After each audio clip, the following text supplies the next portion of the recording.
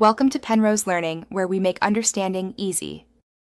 You start by making sure the device is ready. Update iOS and sign into iCloud because screen time ties to your Apple ID.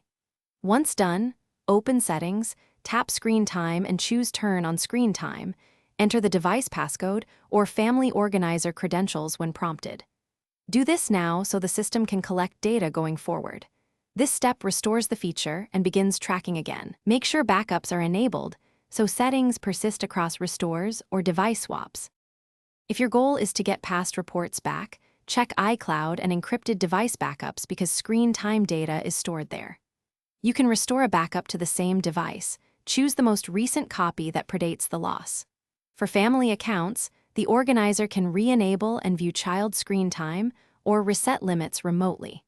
If backups are missing, enable encrypted local backups going forward so historical reports are preserved. This matters because screen time history is not stored in plain iCloud logs. Now confirm screen time displays the current weekly report and that limits are active.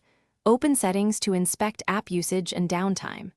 If reports still don't appear, toggle screen time off and back on, then sign out and back into iCloud. This forces a settings sync.